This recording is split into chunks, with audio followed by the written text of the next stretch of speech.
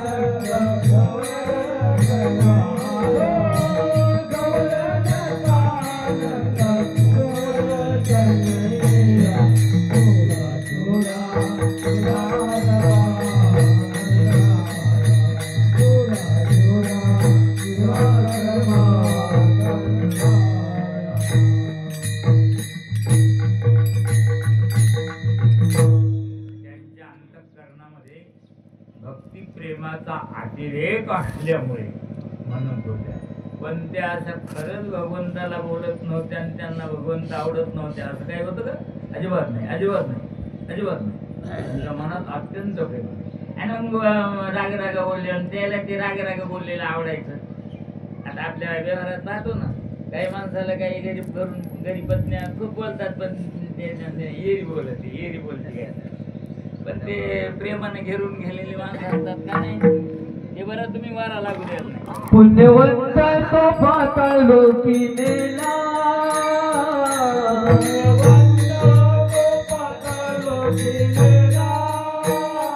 गरीबी तो भाग्यवंत केला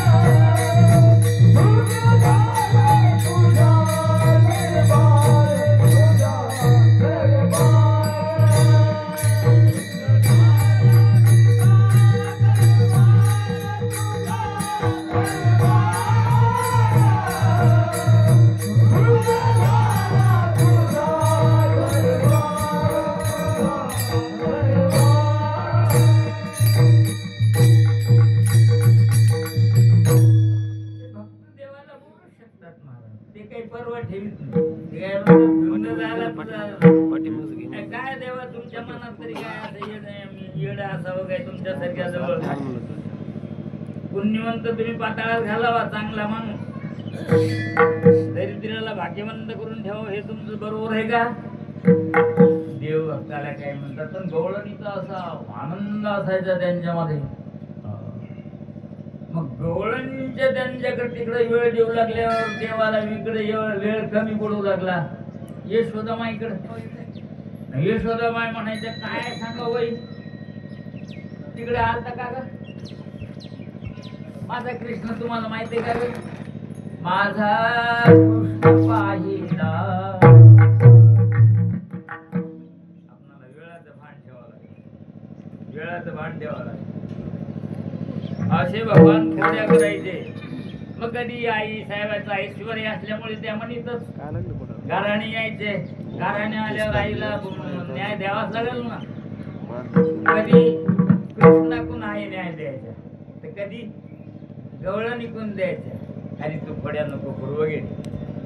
तर कधी कधी आणखीन म्हणायचं माय तुम्हाला माझं लेकरू तुम्हाला आवडत ना असं काय करायला का तुम्ही तुम्ही अशा आहे तुम्ही तशा आहे. बरं सवर्ण नाही आपल्या गवळणीमध्ये असं करायचं. पण एकंदरीत भगवान भक्तांना काय देत होते? या रूपानं प्रेम देत होते, प्रेम देत होते, प्रेम देत होते आणि घेत होते. आता हे बघा तुम्ही, जे भक्त आहेत ते जगाला प्रेम देतात, जगाचं प्रेम घेतात. जगाला काय म्हणतात? हे माझे, मी लावून टाकतात आपणाला. पण असं काही काही ठिकाणी घडत नाही, पण घडलं पाहिजे ते. मग यशोदा माता म्हणायच्या